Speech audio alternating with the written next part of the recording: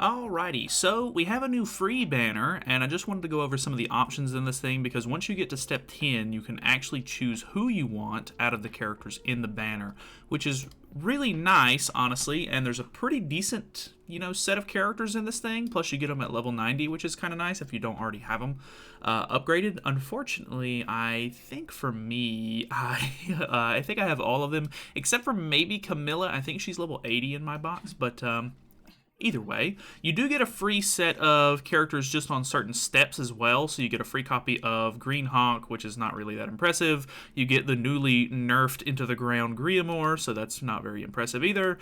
You do get a free copy of the New Year's Elizabeth, which is actually kind of a nice little win because she's pretty exclusive and she's got a pretty interesting passive. I don't know, she's just all around kind of like an interesting unit. If you can get her outfit, it'll help you guarantee, I think it's Red Demon, maybe? I can't remember exactly which one it is, but she's one of the OG New Year's units that you could get an outfit for to guarantee a demon spawn, which is really, really nice. And the last one we have right here is a Red Elat, which kind of useful. I actually use her for deer. I might not use her for deer anymore, depending on how the team has changed. But either way, there's some pretty good units on the banner itself. So I just wanted to kind of give you my opinions on which ones that I would choose and which ones are maybe the best ones to choose. So personally, I 100% think that Red Ragnarok Bond is probably the best unit in this banner just because he's a relevant unit in PvP. You can throw him in the backline. The more copies you have of him, the higher his CC gets. He actually doesn't have the greatest CC in general because he's named after an old school Bond that was in the game literally day one. So his CC is not great. He did get, I want to say they actually increased his stats whenever this Bond originally came out, which was kind of nice, but if you really want to go all out, you're probably going to have to end up building his Holy Relic, try to pull as many copies as you can of him, upgrade all of his cosmetics and stuff like that, but he is a very, very nice backliner if you're unaware. He increases all allies' attack-related stats by 10% and decreases all enemies' pierce rate, crit chance, and crit damage by 15%, so kind of a nice little staple that you can throw in the backline on pretty much any team in the game. So very, very helpful there. Truthseeker Merlin, absolutely terrible. Wouldn't recommend you grab it unless you just don't have her. Maybe if you have all of these characters except for like one, even if they're not the greatest character, it might be worth grabbing them if you don't pull them in just your general pulls. But I guess that's completely up to you. We do have Blessings of Earth Deanne, which is the green one. If you can get her Holy Relic, she's basically a staple on the most meta of Ragnarok PvP teams, just because her Holy Relic gives her whole team a damage cap, which is really, really nice. But I don't know that I would really go. I mean, the Ragnarok team is not super relevant. It's a really fun team, but if you already have Ragnarok Bond and you don't have her and you want to try to go for a Ragnarok team in the future, I would definitely say that you should pick up a copy of her if you can. Next up we have Blue Lostvayne, who is kind of a meme character. He's like an ult rush aficionado, I guess, because of his passive. If you don't know, he starts off the match and he basically just copies the amount of orbs from whoever has the most orbs on the field.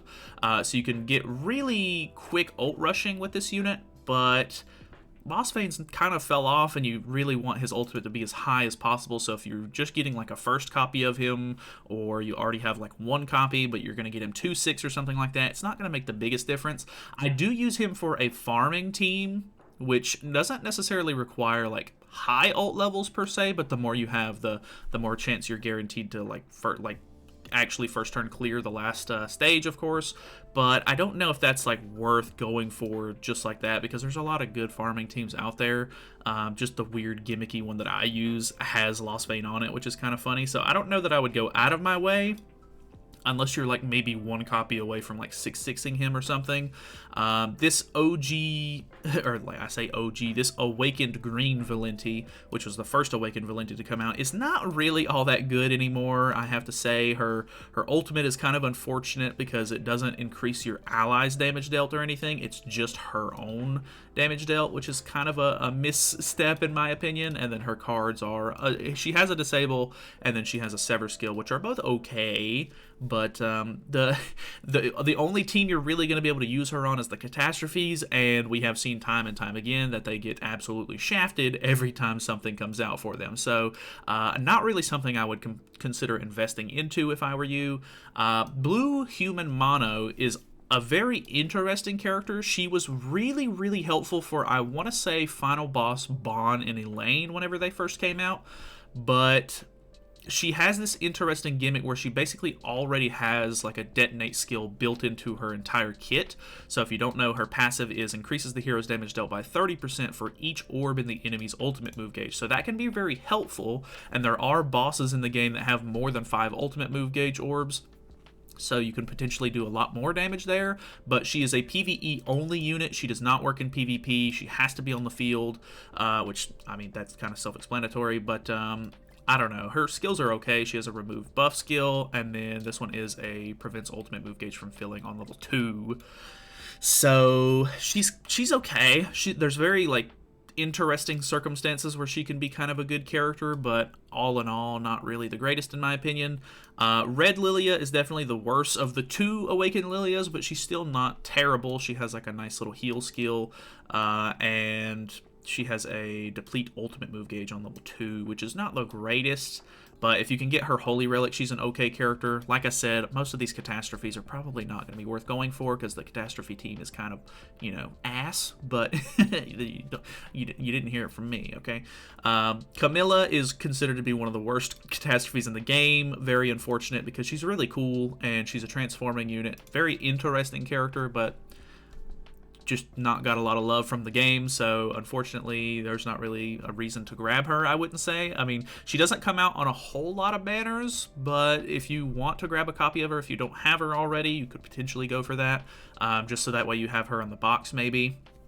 Not really sure if she'll ever really get anything good. She doesn't have a Holy Relic yet, so I guess there's potential for her to get a little bit better, but I think they're just entirely too scared of transforming units to even work on Camilla at all for whatever reason. So there is Green Valenti. I have to say this is probably the most useful Catastrophe out of this entire lineup, just because this unit lowers the enemy's pierce rate. It decreases all enemies' pierce rate by the value of the hero's resistance, so you'll end up making her gear with resistance rolls, which is very interesting, and it helps cut down on a lot of damage. She can still be used in PvP. I don't ever see anybody use her anymore in PvP, of course, but I don't know that she would even really be good in the current meta by any means, but people do use this character with the Bon King sort of stall team that people use in the Demonic Beast battles. So if you are wanting to maybe cheese floor one of Nidhogg or something like that,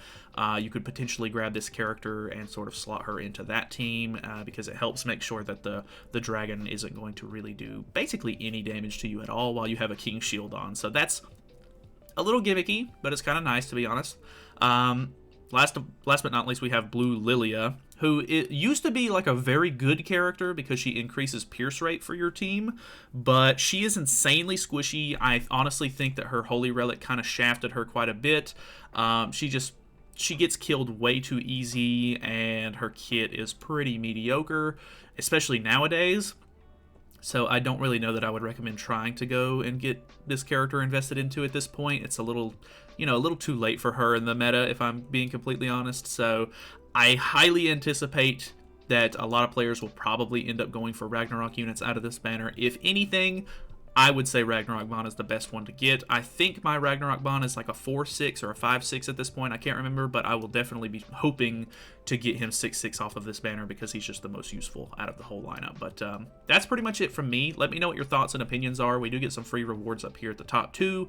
And I mean, each of these multis has a chance to pull any of those characters, so If you get lucky enough and you make your way all the way to step 10, maybe you've already pulled some of the characters that you didn't have that you wanted, or upgraded a few characters on top of being able to choose which one you want at the very end. So let me know what your choice is. Who are you planning on picking down in the comments below? And yeah, I'm kind of interested to hear from you guys. So thank you so much for watching. Feel free to subscribe if you haven't already. I will see you guys in the next video. Yeah.